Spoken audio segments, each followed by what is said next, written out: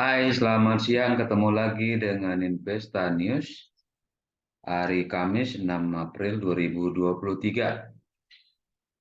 Semoga Anda semua ada dalam keadaan sehat, semangat, ya.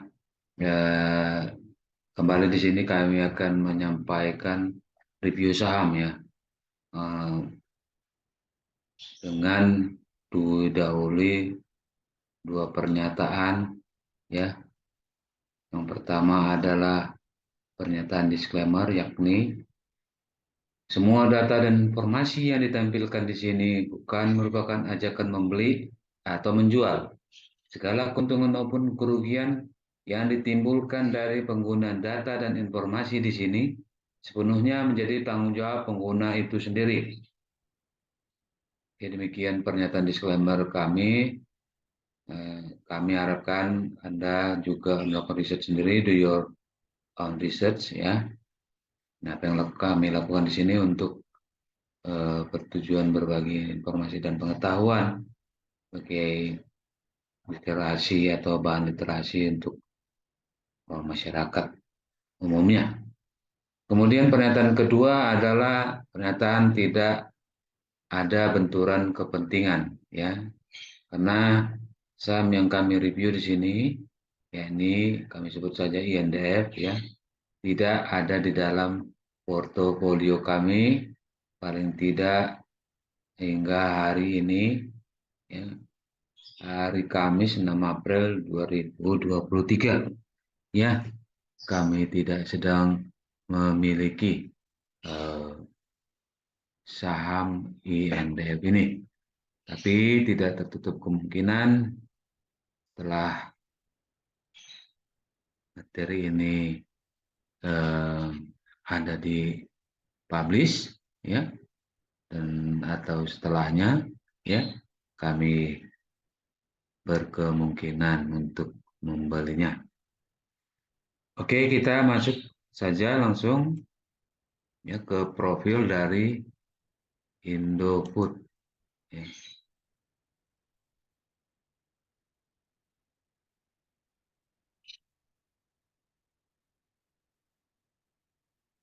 PT Indofood sukses makmur TBK dengan kode saham INDF ya. Kita akan baca selanjutnya nanti INDF yang didirikan dengan nama PT Pangan Jaya Inti Kusuma di tahun 1990. Memiliki berbagai kegiatan usaha yang telah beroperasi sejak awal tahun 1980-an. PT Indofood Sukses Makmur Tbk bergerak dalam bidang makanan olahan, bumbu, minuman, kemasan, minyak goreng, pabrik gandum dan pabrik pembuatan karung tepung. Ya, di bisnisnya seperti itu. Ya. Lokasi kantornya ada di Sudirman Plaza Indofood Tower lantai 27, Jalan Jenderal Sudirman Kapling 76 sampai 78 Jakarta 12910 ya. Oke, dalam penyampaian stok review ini kami menggunakan platform stockbit.com dan tradingview.com ya. Jadi dengan diasumsikan bahwa kami menggunakan data dari platform dan juga fitur yang disediakan oleh platform-platform tersebut. Oke, Anda bisa dapat baca ya, cari di platform tersebut stockbit.com dan tradingview.com. Oke, itu tadi profilnya. Sekarang kita masuk perbandingan. Kita akan perbandingkan ya Indofood dengan perusahaan yang sejenis ya di Bursa Efek Indonesia.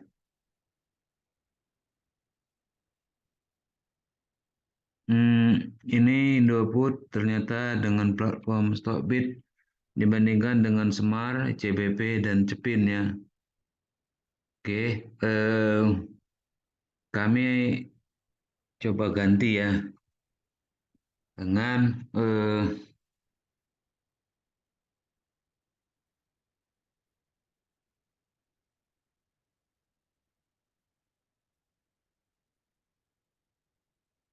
Karena tadi ada ICBP ya, sedangkan CBP itu adalah yang anak dari Indofood ya. Oke, kita coba STTP ya.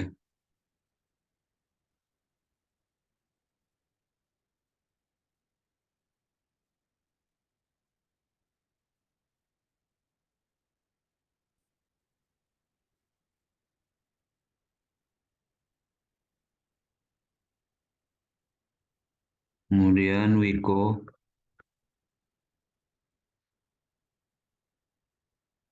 kemudian Good, kemudian Unilever. Oke ya, ada satu, dua, lima ya. Ada 5 company. Oke, kita baca saja profilnya nanti ya. Atau sekarang juga nggak apa-apa ya. Kita mulai dari STTP ya. Saya hanya baca profil singkat perusahaan yang ada di stockbit.com ya. Siantar Top Tbk atau STTP memiliki bidang usaha memproduksi berbagai jenis makanan ringan seperti kerupuk atau cracker, mie atau noodles, permen atau candy, biskuit dan wafer. Perseroan telah memiliki 4 fasilitas produksi, yaitu di Sidoarjo, Medan, Bekasi, dan Makassar. Di antara brand-brand yang terkenal adalah Twisco, Mister, Legnet, Potato, Goryeo, Go, Malkis, Go Six, Go Potato, Go Yogurt, Best Coco, Coco Crepes, Gemes, Soba, Speak, dan The Story. Ya, itu SCTP ya, mirip ya dengan Indofood ya, bisnisnya. Kemudian setelah STTP, Wiko. PT Wicaksana Overseas International Tbk atau Wiko, WICO, merupakan perusahaan distribusi dan perdagangan yang berbasis di Indonesia. Perusahaan bergerak dalam distribusi dan perdagangan makanan instan seperti makanan ringan, mie instan, sosis siap makan, makanan kalengan, bahan masakan seperti saus sambal, saus tomat, santan, peralatan rumah tangga, dan produk-produk rumah tangga lainnya. Untuk mendistribusikan semua produk ini, perusahaan mengoperasikan jaringan pusat distribusi yang tersebar di seluruh kota-kota besar di Indonesia. Anak perusahaannya adalah PT Wicaksana Supra Eka Tama yang merupakan perusahaan induk untuk pusat perdagangan. Kantor pusatnya berada di Jakarta Utara, Indonesia. Oke, itu untuk Wico atau Wiko. Kemudian kita lihat Good ya. PT Garuda Food Putra Putri Jaya Tbk atau GOOD atau Good bergerak dalam industri makanan ringan, terutama di kacang tanah, coklat dan biskuit, dan pengolahan susu. Pada saat ini kegiatan perusahaan di bidang industri makanan ringan dan minuman. Perusahaan melalui operasi komersialnya pada tahun 1994. Perseroan berkedudukan di Jakarta Selatan dan didirikan dengan nama PT Garuda Putra Putri Jaya berdasarkan Akta Pendirian Nomor 21 tanggal 24 Agustus 1994 yang dibuat di hadapan Dr. Andes Syailawati Halim SH, Notaris di Pati. Oke, berikut kompetitornya Unilever ya, atau UNPR. PT Unilever Indonesia Tbk atau UNPR merupakan perusahaan yang bergerak dalam pembuatan, pemasaran, dan distribusi barang konsumen yang laku keras atau FMCG ya, Fast Moving Consumer Goods. Kegiatan bisnis utama perusahaan terbagi ke dalam 2 segmen operasi, kebutuhan rumah tangga dan perawatan tubuh, yang meliputi produk domestik dan juga produk-produk pembersih rumah tangga dan tubuh seperti deterjen, sabun, sampo, obat gigi, deodoran, dan makanan minuman yang meliputi produk-produk makanan dan minuman seperti es krim, kantong teh, kecap, minuman sari buah, bumbu-bumbu masak, dan margarin. Sebagian dari merek utama untuk produk kebutuhan rumah tangga dan perawatan tubuh adalah Rinso, Lifebuoy, Clear, Pepsodent, Rexona, dan Pond's, Lux, Vaseline, Sunlight, dan lainnya. Merek utama untuk produk makanan dan minuman adalah Walsh, Sariwangi, Bango, Buah Royco, Magnum, Pedal Pop, Fish, dan lain-lain. Oke, itu profil dari Indofood dan kompetitornya. Sekarang kita akan lihat secara fundamentalnya. Yang pertama kita akan lihat current PE ratio ya, membandingkan harga dengan earningnya. Ada yang disetahunkan, ada yang 12 bulan terakhir. Ya, kalau kita lihat ya di sini Indofood yang paling murah ya, 8,63 ya. Yang paling mahal Good ya, 40,96. Wiko minus ya karena earningnya mungkin negatif ya. Ya, harusnya negatif ya. Kemudian kita lihat rasio harga sekarang dibanding book value ya. Indofood termasuk juga paling kecil ya, paling murah ya. 1,02 ya. Sedangkan yang paling mahal adalah UNVR 40,5 ya. Jadi untuk kategori murah tidaknya Indofood yang paling murah ya.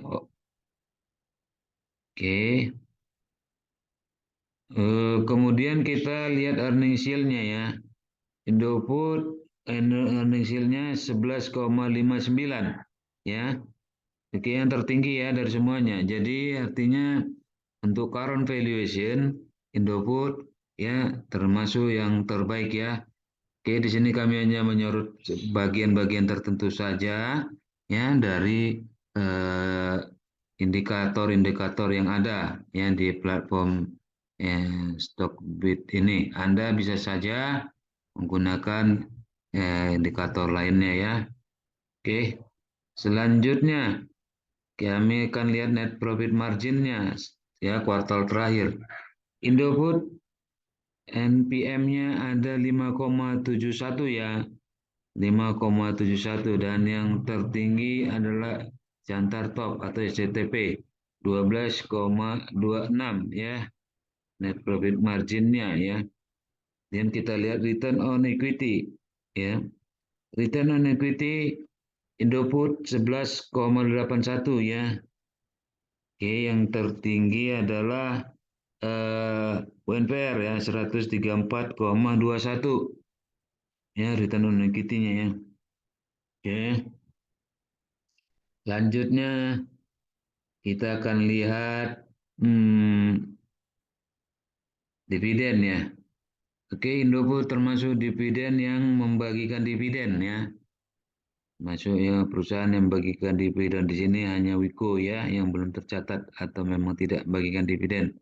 Ya, artinya Indofood selain untung karena dividen itu hanya bisa dibagikan kalau untung, Indofood juga berbagi kepada pemegang sahamnya ya dalam bentuk dividen atas laba yang didapatkan ya.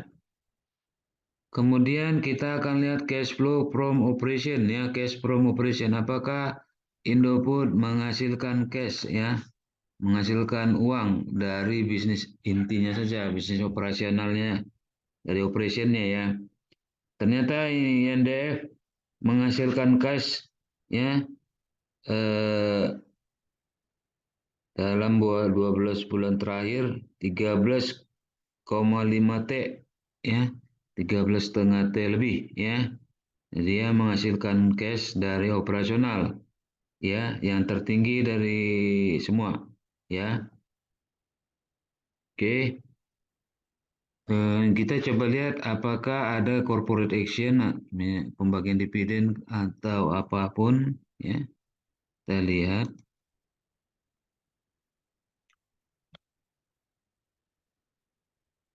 Oke, yang terakhir itu corporate action cash dividend ya 21 Agustus 2022. Jadi dengan asumsi ceteris paribus kemungkinan dividen akan dibagikan di bulan Agustus ya tahun ini ya. Oke, sekarang kita akan masuk ke teknikalnya. Ya, kami menggunakan indikator volume, kanal regresi, zigzag, dan MA5 ya.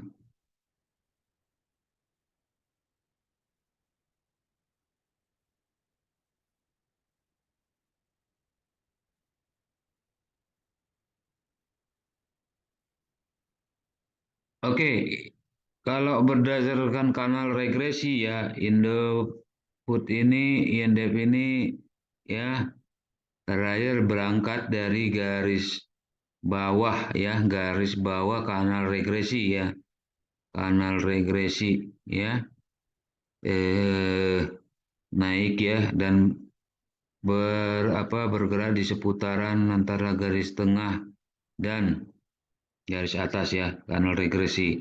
Namun dalam siklus terakhirnya ya dia bergerak di atas kanal bawah, garis bawah dan garis tengah ya. Tapi posisinya masih menunjukkan uptrend ya, menunjukkan uptrend. Di sini kami melihat ya area belinya ya dari moving average-nya ya. Oke, di harga 6.125 sampai 6.300, 6.125 sampai 6.300 ya. Dengan kata lain, selama harga INDF ini masih di atas 6.125, dapat lakukan pembelian dan atau akumulasi pembelian ya. Ya dengan maksimum pembelian menunggu harga di 6.300. Adapun untuk manajemen risiko, stop loss atau tutup kerugian dapat dilakukan jika harga tembus di bawah 6.125 ya. Adapun target untuk taking profit atau target price ya, saya diharapkan di 6.475 ya. 6.475 ya sampai dengan 6.575, 6.475 sampai dengan 6.575. Oke, demikian yang dapat kami sampaikan. Mudah-mudahan bermanfaat bagi kita semua. Eh, Mohon maaf jika ada kesalahan dan kekurangan dalam penyampaian kami.